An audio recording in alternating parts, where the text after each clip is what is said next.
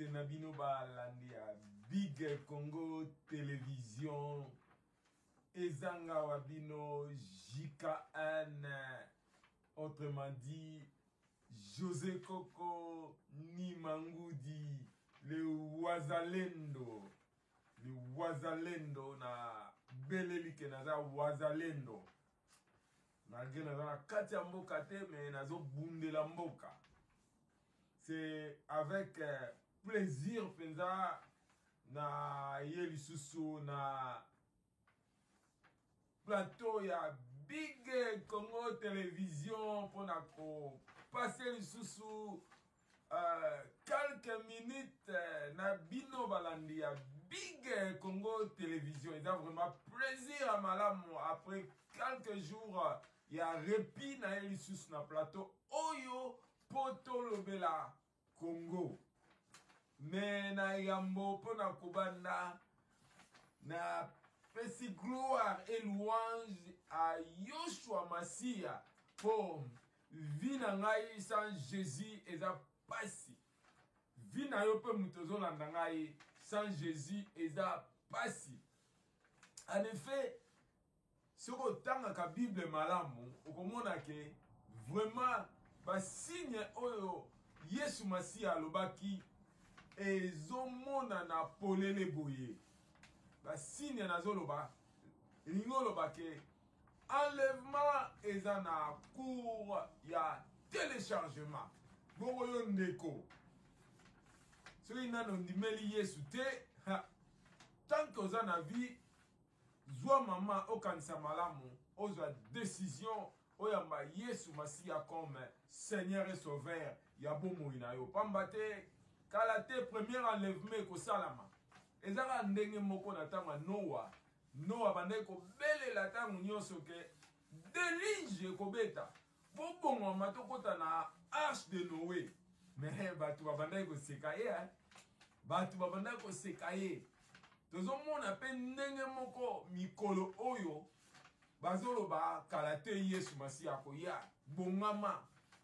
Mais batu bazana kutu na idete bazo sala nyonso balingi bazo ebate ke Yesu vraiment kalata ko sala enlèvement to bongama biso nyonso to zala ko bongama to bongisa to tia, c'est-à-dire to tia to bongisa etamboli na biso soko yamba Yesu Masia te il n'est jamais trop tard. Yamba Yesu Masia comme Seigneur et Sauveur. Yabo Moinayo.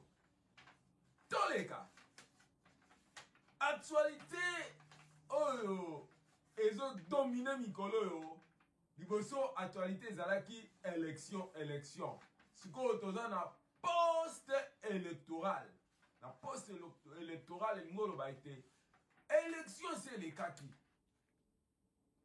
Et puis basi ba proclamant qui ba résultat ya ba élection nyonso ute koleka bato ebele balelaki na munoko mboka pe bato ebele pe ba sepelaki bato ebele pe ba meke ko ise violence pona ko telemela ke balobi ke bango baganyaki. Donc post-électoral, après proclamation, surtout ces monio, mbongwana nena lo barata nyonso, mbongwana eza makasi. To moni basinga we kangama ke baniko fongwama. To komona na nzela émission lelo totala makamu nini oye eleki na post-électoral. Donc, eza somme. To vandi boye totala Vital Kamerhe a bimi lisusu na groupement na ye babengi parte pour le Congo retrouvé. Vraiment oyo e bimisi pito pali. Batu ba telemeli yango surtout celui totali passé ya Vital Kamerhe vraiment bato batelemi ndenge moko ya mabe na makambo oyo ya Pacte pour le Congo retrouvé. Bongo Rangi soko za prêt tindela biso ina nubililu ya Vital Kamerhe na Pacte pour le Congo retrouvé. À nos autorités signataires du Pacte pour un Congo retrouvé de bien vouloir prendre la parole. Et pour commencer, nous allons commencer par le président du Code, M. Jean-Lucien Boussa Tongba. Et saluer la présence de tous les leaders ici dans la salle. Je serai assez bref. En effet, on peut se poser la question de savoir, mais pourquoi nous sommes ici, en ce moment précis? On est ici après la proclamation des résultats des élections générales. On est ici après les discours d'investiture du président de la République, chef de l'État, qui a relevé les enjeux et les défis du développement de la RDC, mais qui a fixé le cap en précisant des priorités. Ceci a besoin d'être décliné par une élite dirigeante, compétente, capable d'assimiler la vision du président de la République et de la mettre en œuvre. La vision du président est là, elle est donc la nôtre. Qu'est-ce qui est requis des élites? À mon avis, c'est deux choses. On a besoin d'une élite stratège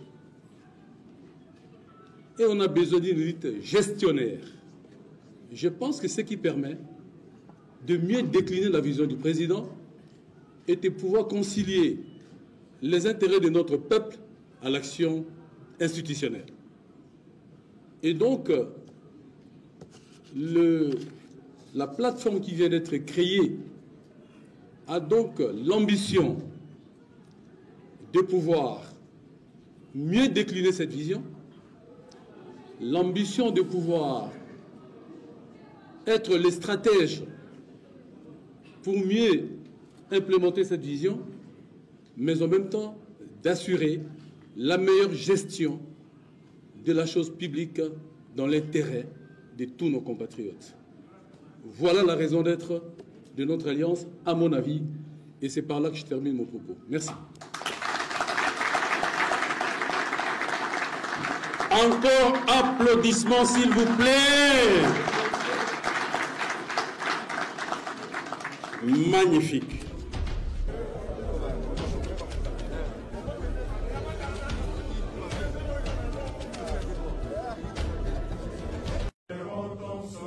Nous assurerons sa grandeur.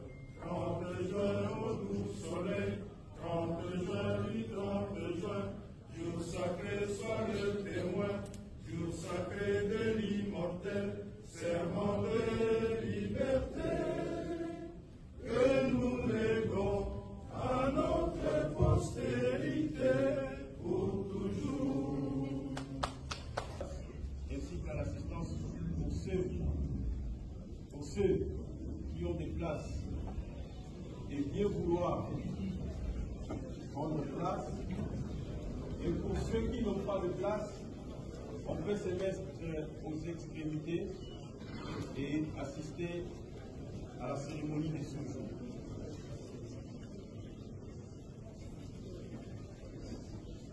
Nos amis de la presse permettent à l'assistance et des enseignants avec les autorités.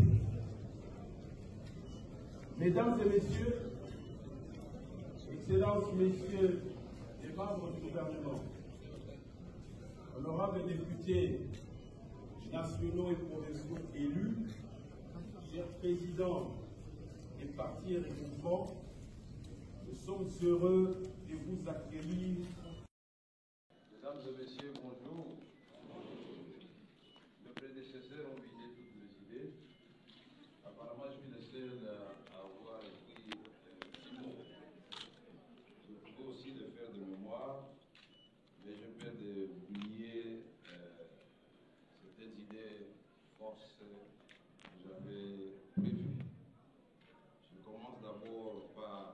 remercier le président de la République, la haute autorité de notre grande famille politique, pour avoir dépensé beaucoup d'énergie personnellement, pour avoir fait le tour du Congo profond et vivre les réalités, comme l'a si bien dit, Tony, quand de nos populations. Les défis sont énormes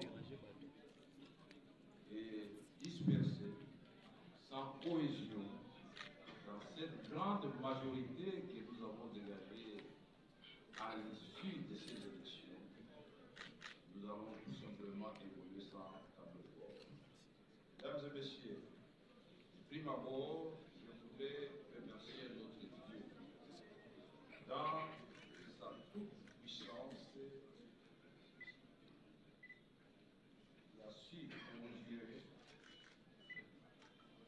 a su conjuguer les circonstances et exposer le cœur afin que la cérémonie de séjour ait lieu.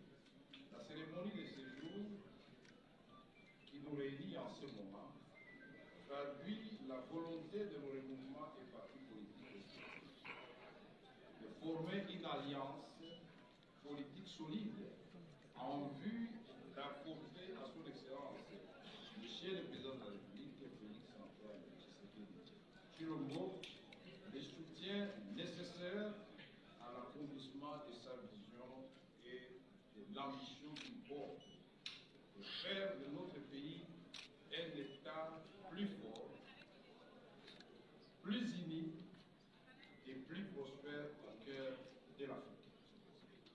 Dans cette perspective, l'alliance que nous avons décidé de constituer au regard des résultats des élections législatives nationales et provinciales a pour fondement la confiance que notre peuple a placée en nos élus par l'expression de son vote pour matérialiser ses aspirations les plus profondes. Notre démarche politique vise à participer à la consolidation tout de son excellence, Monsieur le Président de la République chef de l'État, une majorité parlementaire confortable, constructive et cohérente. Une majorité confortable par le nombre des élus qui la constituent, une majorité constructive par la portée des idées, la qualité de ses propositions et la force de son action. Une majorité cohérente par son attachement aux valeurs prônées par le chef de l'État et portées par notre grande famille politique. Je tiens ici à remercier mes pairs, responsables des regroupements, ces partis politiques qui, par leur sens élevé de patriotisme et d'hommes d'État, ont su faire preuve de dépassement de soi en privilégiant l'intérêt supérieur de la nation pour rendre possible la mise en place de cette alliance Pacte pour un Congo retrouvé PCR-Principe. À mes collègues Tony Kankou-Chiko, Julien Paloubou Kaoulou, Jean-Michel Boussa-Tonga, je dis sincèrement merci du fond du cœur. Merci pour la confiance que nous nous faisons mutuellement, sans laquelle cette alliance n'aurait pu voir le jour. Alliance qui vient de naître et qui va grandir, car la porte reste ouverte à celles et ceux qui désireraient se joindre à nous pour accompagner le président de la République. Ma gratitude s'adresse aussi à tous les députés nationaux et provinciaux, élus de nos différents regroupements et partis politiques, car ils ont été la véritable cheville ouvrière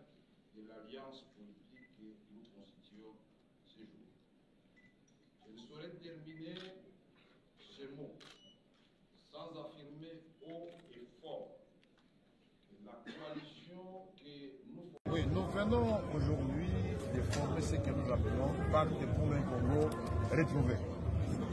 C'est une coalition au sein de l'Union sacrée de la nation. Le président a été élu avec une majorité écrasante. Ça a coïncidé aussi avec une majorité écrasante au niveau de la députation nationale et au niveau de la députation provinciale. Nous connaissons bien la vision du président de la République. Nous savons ce qu'il veut faire pour que ce pays soit fort, prospère, que de l'Afrique, pour que les Congolaises et Congolais puissent retrouver le sourire. Et nous nous sommes ici, puisque nous sommes plus de 450 députés nationaux, des milliers de députés provinciaux, plus de 700 députés provinciaux. Est-ce que nous allons évoluer sans créer la cohésion au sein de la grande famille que nous appelons l'Union sacrée de la nation? Nous disons non. Alors, il ne faut pas attendre que l'autre commence, parce que finalement, nous allons tous attendre que personne ne facilitera la tâche au président. Ce que nous venons de faire, c'est faire le chose. Ce pacte, c'est pour renforcer la cohésion au sein de l'Union sacrée, ramener la discipline pour que nous tous nous sachions que désormais, nous n'avons plus droit à l'erreur. Le président de la République ayant reçu la légitimité à l'issue des élections à travers les urnes, il a désormais, nous l'avons vu, à la suite de la grande démonstration, le jour de la prestation du serment, la légitimité populaire. Nous devons donc faire en sorte que nous n'épargnions aucun effort pour que les idées du président se transforment en action pour ainsi répondre aux besoins de notre population. Nous n'avons pas parlé de partage de pouvoir et les esprits qui sont troublés à ce moment se calment. C'est la cohésion, c'est la passion du Congo, c'est l'obsession. Moi, je ne croirai pas à Kamere jusqu'à ma mort. Kamere, c'est un traître de son État. Je ne peux en aucun cas croire à Kamere. Kamere, c'est un élément de la majorité qu'on utilise jusqu'au jour. Kamere, n'a expliqué que en 2011, pendant que Lutundula, on a entouré Félix Lelo. Lutundula, à l'époque, a modifié l'élection, a mode de sécurité, a détourné, a tour moko. Félix, Kamere savait que n'est que tu as élection, tu as détourné, tu as tour moko. Donc, tu as droit à l'erreur, il faut tout s'engana comme un seul homme pour tout benga Kabila na pouvoir. Tu t'imagines Kamere à l'époque, à Boya Sangana Tshisekedi, après ça Tshisekedi condition soit à Sangana nommé là déjà premier ministre bien avant nous va du pouvoir. Alors voilà mutuko tambola, siko olinga la ka déjà so boloko $5,000 au peso combien. Bon nano bomoni mbonga ngote ndenge nini na ko peso ndoto ababa ke na okabelo $2,000 so to la bokoli $5,000. C'est comme ça que Félix était en train de demander et nani Kamere était en train d'exiger la père Nabiso et Tshisekedi. Et Tshisekedi sage qu'il était, il a refusé. Kabila a 46% na maponomi. Opposition est 54. C'est-à-dire que l'opposition est unie, Kabila n'allait pas diriger ce pays. C'est parce que tu as un ordre de disperser. Tu as dit que Kamere à réduire la chance à Tshisekedi na Est. Les autres ont sangana bangote. Les autres ont sangana na Kamere te. Les autres Kamere a kokota na kabwa front anti-Kabila. Tant que tu as la mise en œuvre et accord awao. Balobi tocha sensa. Félix a dit ma premier ministre. Koto na sensa tocha Pierre Lumbi. Ba telemena kangona. Eza MRC F Bazaï ba telemeli yango Kamere pa telemeli yango bango mibale bato babundisa ki Pierre Lumbi pour qu'il azwa place ya sensa lelo bakoya pa na biso kosala nini eza lokolo moni satana ko mote ya bolingo azoli Bible sika wapi satana te ya bolingo azoli Bible sika wapi bola muka Kamere za virus bola muka Kamere za virus Kamere za mercenaire Kamere za mercenaire Kamere yeko boma biso Kamere nda yeko boma biso boke ba je boko eza na sa izo salama. Fungola mis sur place Bozali Kamere nda yena virus wala Kamere yena. Vous devez être prudent. Vous devez être prudent. Kamere soka zangi pouvoir akoma ka opposant. Soka zui pouvoir akoma ka sauver. Kamere kendaki na Kanchach pour na sauver Congo to suki wapi. Kamera kendaki na 5 ans pas sauver Congo to suki wapi. Kamera za mutu ba intérêt. Soka bi ke ba intérêt na eza rassurer, a ko changer discours. Lelo to suki wapi. To boya ki kamera. Kamera lobaki Kabila ko tambola likola bibembe na biso. Kamera alobaki soki Kabila sali élection te. Soki calendrier électoral bimité ba ko tambola likola bibembe na biso. Kamera changaki langage. Kamele wa ye na ngambo na biso bokeba bozo bokola nkosi diaspora bola muka ba pekolo bala muka. Tokomi na danger du fait que Kamera ye. Babazaïba wana tokondima bango te, tous ils sont dans le même sac. Bazouaka j'ai la majorité. Les Bazaïba ils jouent le jeu de la majorité. Bayebi eloko baza ko sala. Donc nazo s'inscrire en faux. Batako bundala bango za ba Frank Diongo baza na prison. Batako bundala bango za ba Muyambo baza na kati ya prison. Bango wana nde bayebi makambo wana toza ko loba sikao. Muyambo alobaki jour Kamera ko yana rassemblement ngana Longwe. Pourquoi Félix azobosa na mémoire? Ba combattant ebele batikala bilongi ya kokatana. Ba Congolais belé lelo ba combattant ebele soko tali bilongi na bango ba misusu batikala ba infirme lokola ba kuluna ba misusu ba CV boy ebeba ba kota ba kaso plus de 8 fois 10 fois non pas que ba yibaka biloko mais bakanga bango pour la lutte ya démocratie lelo sangana na batu naza contre même ba jeko ko ndenge ba koti na IDPS. Je suis contre cela. Je suis contre cela. Bazo koti la bino ba infiltrer sange bo fungola miso. Parti o ya UDPS c'est ça parti à Félix, c'était ça parti à peuple. La force de l'UDPS c'est d'abord le peuple, ce n'est pas le dirigeant. C'est d'abord le peuple. On n'a rien à voir avec nos dirigeants, mais c'est d'abord le peuple, c'est ce qui nous importe. Donc, front anti-Kabila, Bogo Bundala Kabila na kati ya Kanaye. Bolobi Bozo Munsa Kabila, mais Mouto Aza Premier Noza déjà Kabila. L'adversaire a compris. Lorsque vous êtes fort, il ne peut pas vous attaquer, il doit vous contourner. Il nous a contourné. Envoyer Kamere dans notre temps, c'est de nous contourner. C'est la Vital Kamere. Oh, Sali et Zalakati. Il a fallu, Boza déjà membre à l'Union Sacrée. Si vous savez le Sika, c'est que vous avez battu Sika pour recruter Boye. Mais vous avez puisé dans l'Union Sacrée. Et puis, vous voyez bien que vous avez moutou à très à l'Ikamouana et comme ça bitumba. Mais bon, vous savez quand même, en tout cas, soit au côté de Sola. Pour expliquer, na comprendre, na pesacle, na expliquer ce que le peuple que et là on est en débrouille. Mais bon, petit faux, on s'en a TVK. Petit faux. Ça m'a le compte de Yopé sous le fond de au petit sous faux. Mais aux membres de l'Union Sacrée, gouvernement, oh, ils ont dirigé Tilelo. Et ça, gouvernement de l'Union Sacrée. Et ça, gouvernement de l'Union Sacrée. Qu'est-ce que vous croyez? Ça m'a le compte de. Aux alliés à la tête, il y a gouvernement, il y a Union Sacrée. Mais pour ça, les seuls comme sous. Et les Kolobani, donc, beaucoup de gens là, qu'on s'est positionné, pour ça, tu sais qu'il y a du chantage, pour que. Bissote to sa premier ministre. Bissote to sa premier ministre. Bosali non, ezala sama, ezala sama, ezala Vital Kamere. Bobeti faux. Bobeti faux. Bobeti faux. À peine une semaine présent prêter serment. Bobandi ko la guerre à positionnement. Batutu bosa na bango na bazo président. Quel est leur poids politique dans le pays? VK. Quel est le poids politique à bateau na bango? Parlons bien. Parlons bien. Pourquoi Bozo Linato Mboka ezalaka à chaque fois d'instabilité, chaque fois qu'il y a bino kaka nde bozo ngana ba affaires, chaque fois qu'il y a bana na bino bozo ngana ba affaires et les 100 millions d'autres Congolais et d'autres familles là vont vivre que. Donc on a tout mis à question parce que j'ai l'impression que vous n'avez pas encore compris ce que de vous vanaï. Vital Kamere, si les lots on comprend même ce que dit. Ça m'a le connu. Si aux la premier ministre on a vous comprenez qu'à fatigué. Vous voulez lui forcer la main, vous n'avez pas le chantage. Là, j'ai appris de Tshisekedi. Moi, moins d'une année, auto développé. Alingi chantage. Pour continuer, ça a chantage.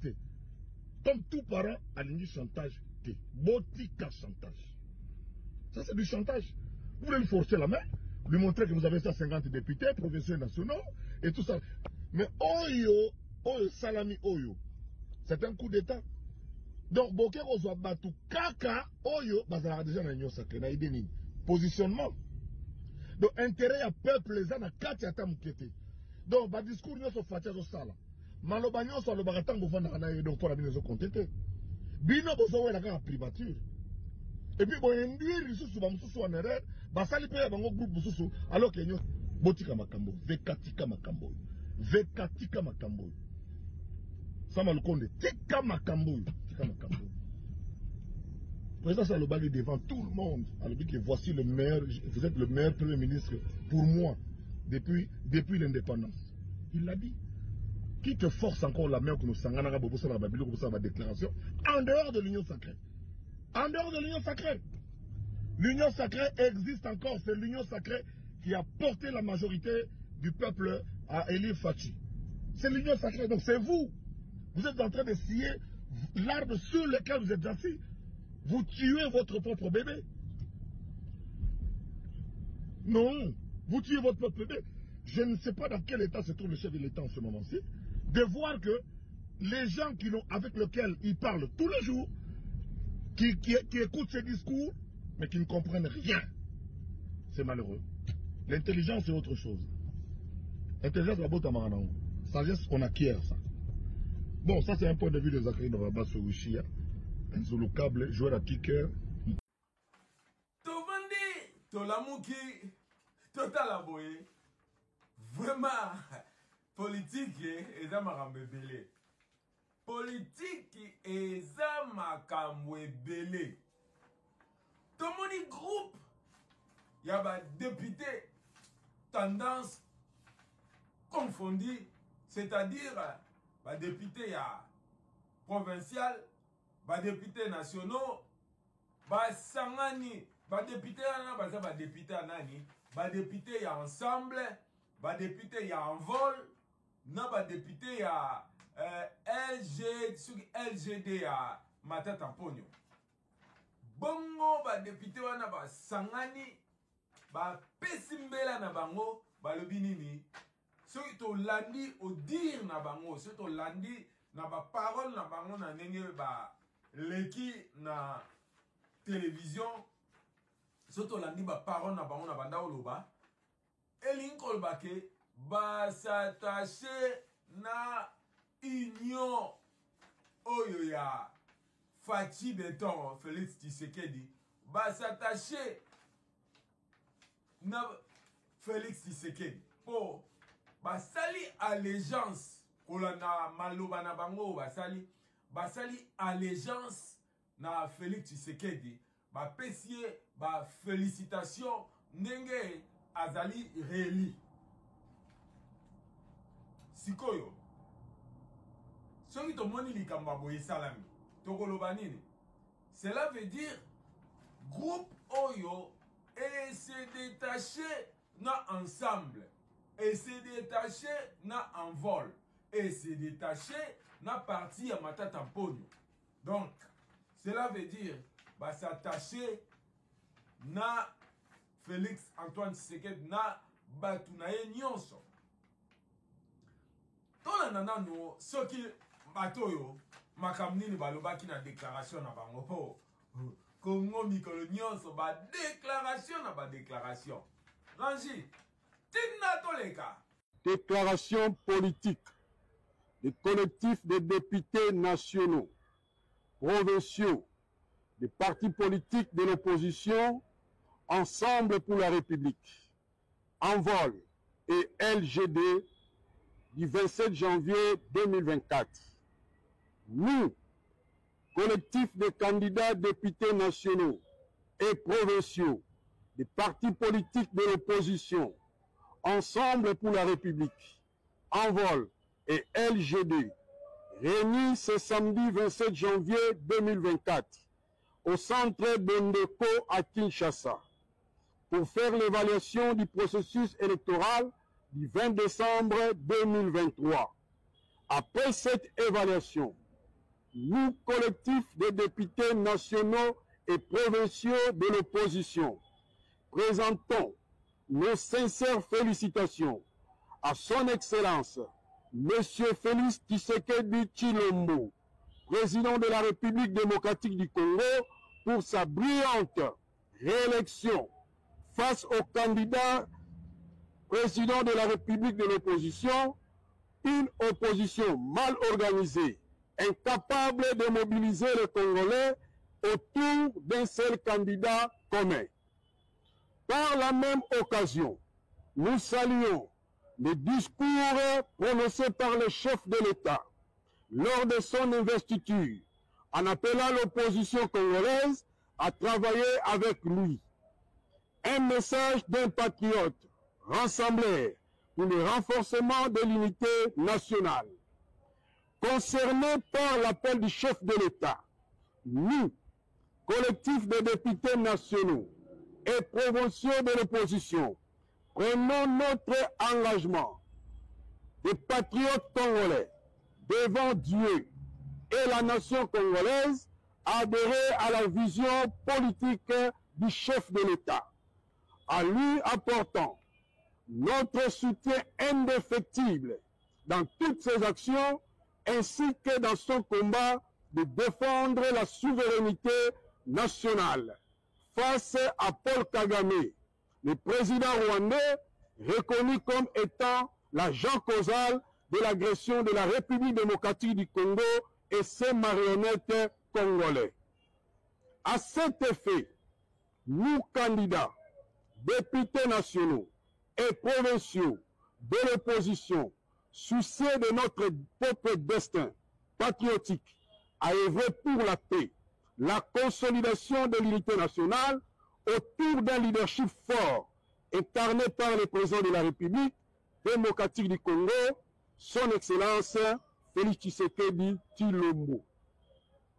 Décidons en âme et conscience de la création d'une plateforme politique dénommée Mouvement des patriotes congolais engagés, en sigle MCE.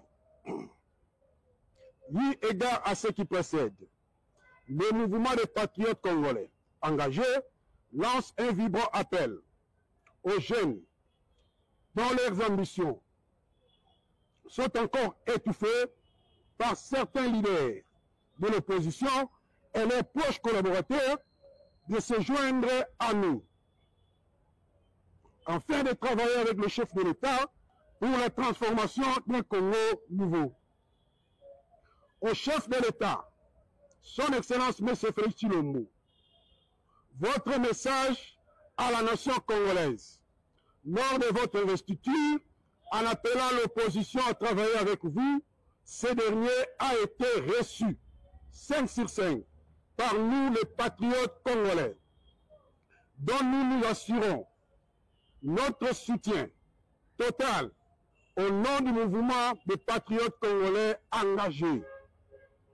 Que vive la République démocratique du Congo et le NCPR, je vous remercie. Congo, vraiment, Congo est dans la makamuna. Congo est dans la makamuna. Vraiment, tout le monde est ville à Kinshasa.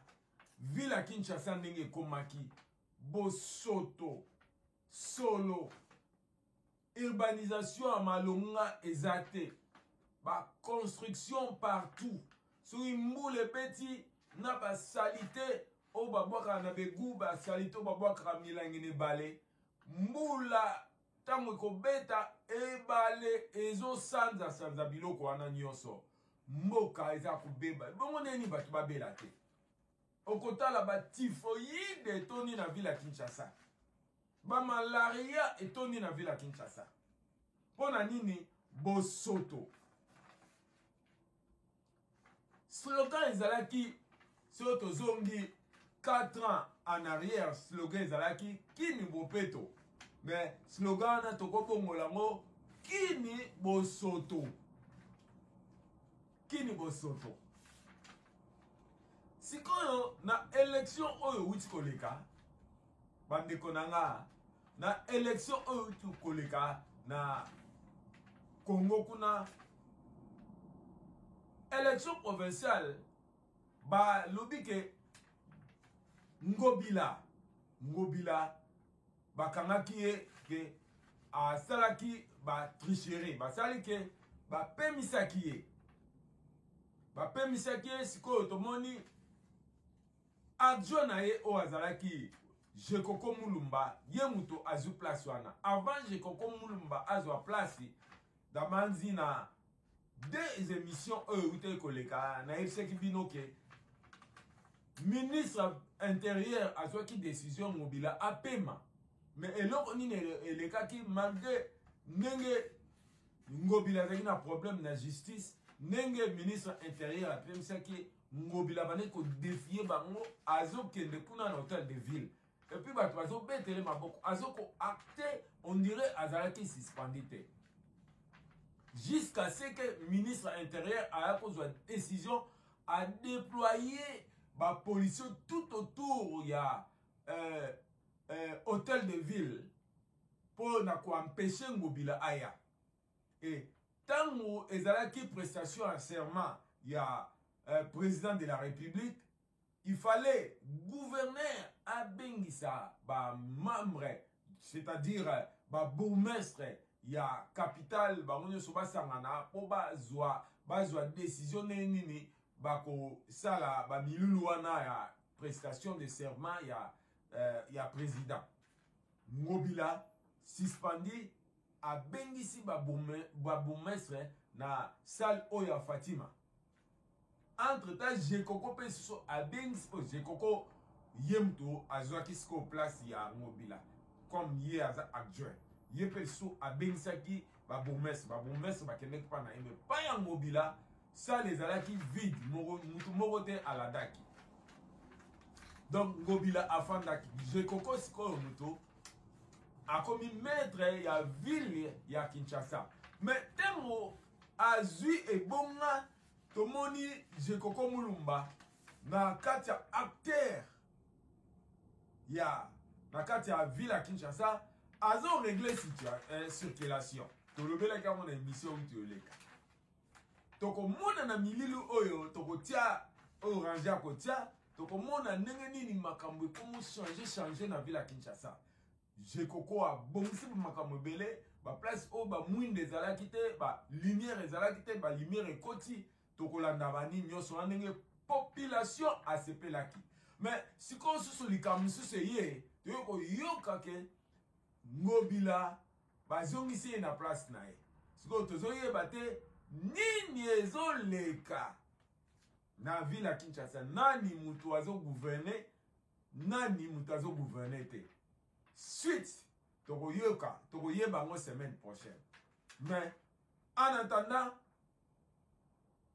tolanda mililu oyo nini eleki na ville ya Kinshasa. Nakamwe komona esa policier, c'est-à-dire la gisa za mona mboka, abanga mboka na ye, oyo babanga ka policier bani, aza mona mboka, atambola sa policier la gisa na banga nini, mboka na ye.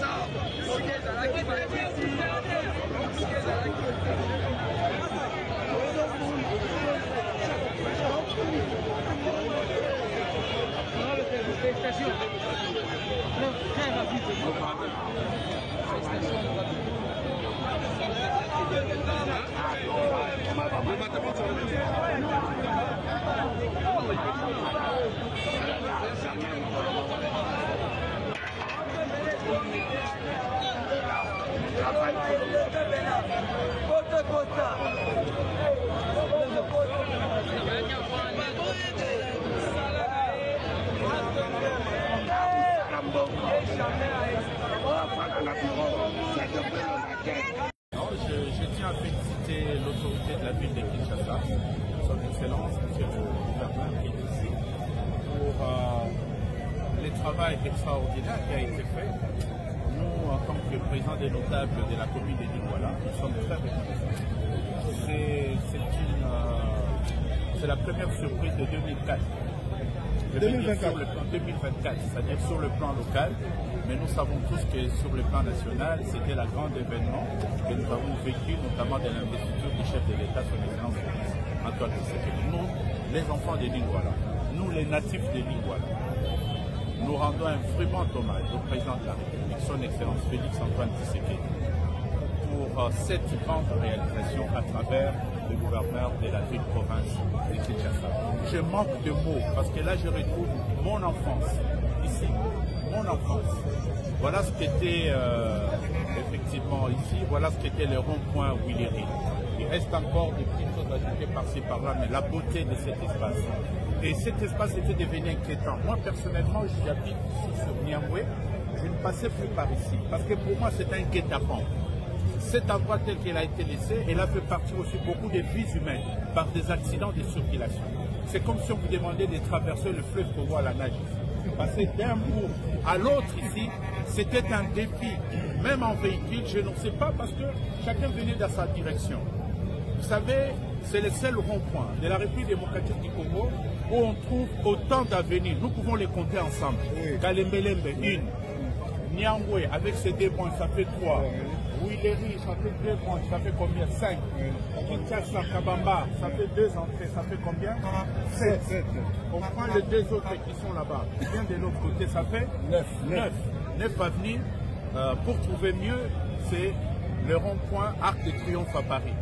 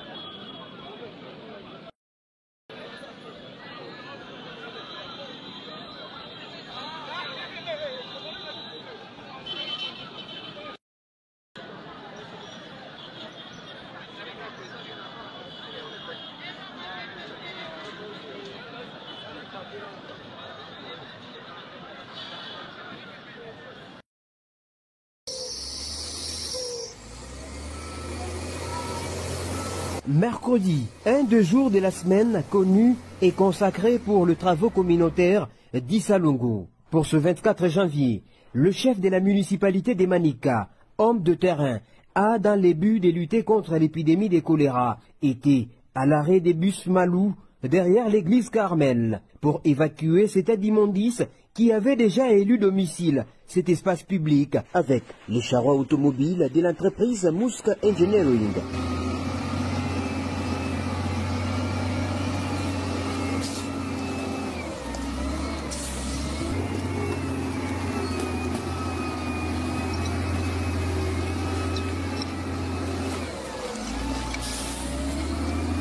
Maître Thierry Mujinga Sambumba, accompagné de ses collaborateurs et une équipe du service d'hygiène, ont été sur l'avenue Mobutu du quartier Kasulo où un autre tas d'immondices avait déjà pris en otage cette artère trop fréquentée.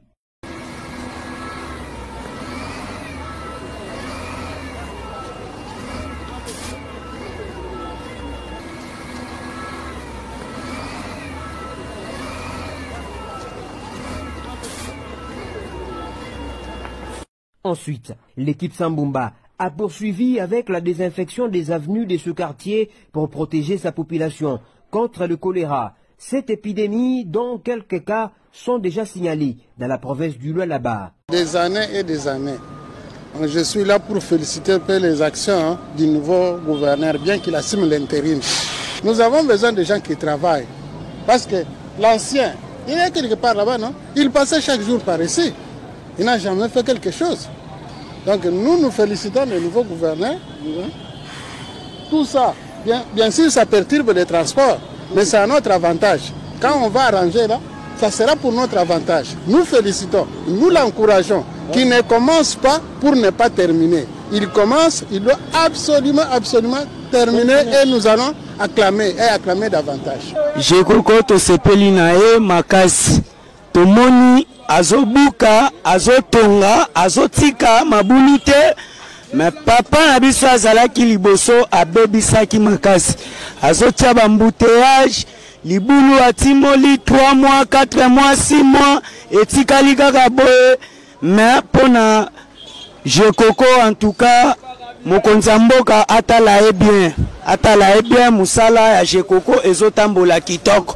To sepeli makasi ndenge misala ezosalema na po nzela ezalaki kobeba banda kalati mutu moko tete azalaki kokipe yango ata gouverneur kuta banda koleka na ye awo musala kutu te donc lere tozomona misala ezosalema esali biso esengo makasi matondo mingi donc apusana ekende liboso na bavision oyo aza nango nguma tosufwa mingi eza nzela munene oyo ekende kokutana na route matadi baremorke elekaka awa mino kongo elekaka awa nzela ekangamaka tozosenga bobje koko mulumba abongisa nzela akomisanga munene alanda miyibi oyo bayibi prince te ngobi lavandi awa des années nguma ezaka boye mabulu plein asali yango te tomoni ke azala volonté ya kosala alandela mpe babourgmestre kanga na sepeli makasi na ndenge bazobongisa nzela oyo ya nguma parce que nzela oyo baautorité ebele bazoleka na nzela oyo mais bazozwa suivi ya nzela oyo te ndenge jekoka azwi charge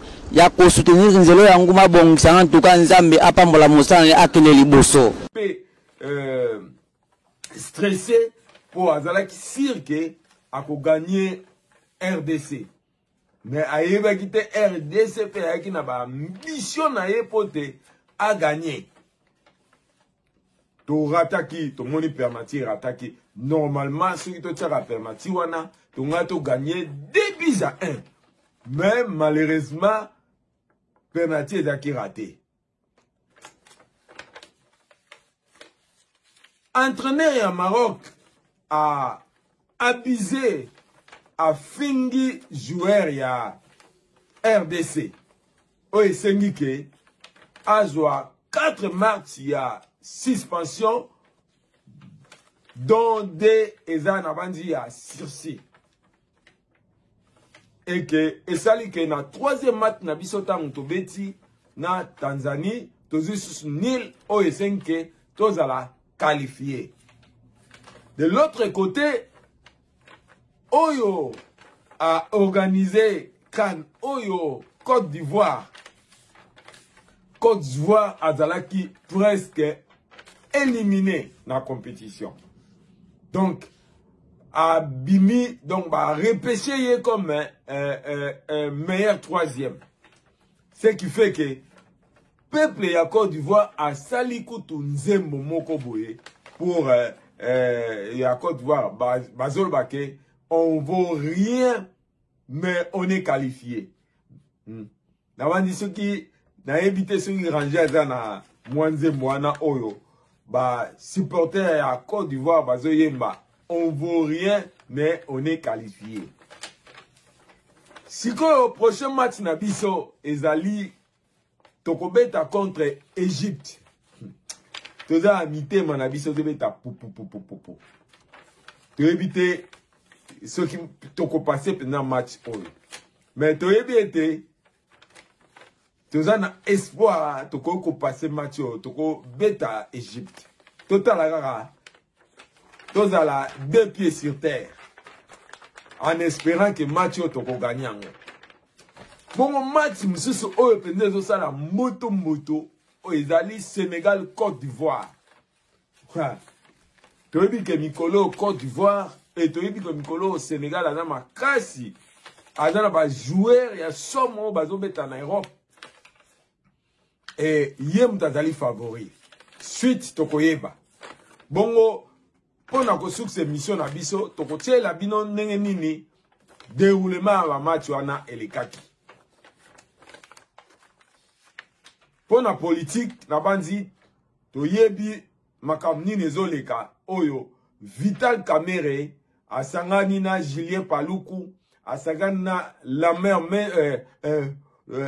Lambert Mende asangani na Kanku soki Kanku komoni ni wana na komomoko ya pasi asangani na Kanku asangani na batu mususu wana basali pak na bango. Baza d'après bango baza na 200 députés et bazo visé ce côté libre bazo visé primature bazo visé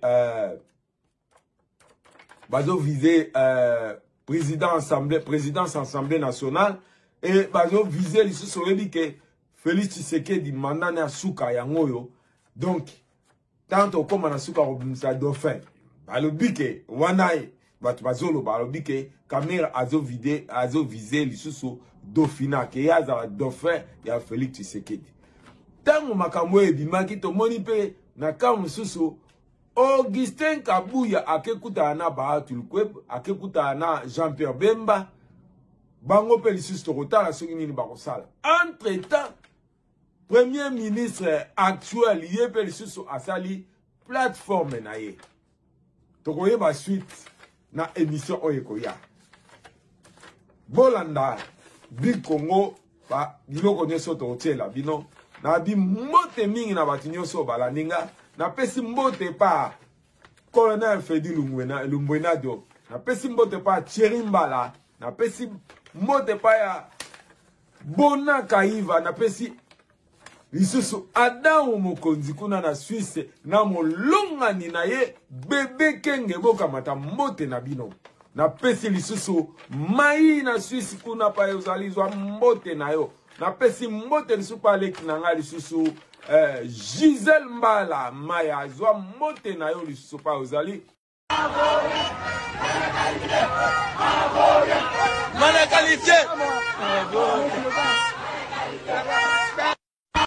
le temps vraiment pour jouer à 14h, regarde la chaleur. 5,20, 90 milliards de chaleur. Les Marocains, on est sensible à la chaleur. Ici en Afrique, les gens ils sont habitués. Je parlais trop, mais le plus important, justice de Dieu, il y en a. Moi, je ne suis pas parfait, mais quand je suis sur le terrain, je respecte tout le monde. Respect, c'est réciproque. Je respecte les coachs et les grands messieurs. Mais quand il y en a les vidéos, on a coupé les vidéos à la télé. Mais il y en a les vidéos, moi j'ai pas besoin de balancer. J'ai pas besoin de balancer. Moi j'ai pris mon temps de glorifier mon Dieu.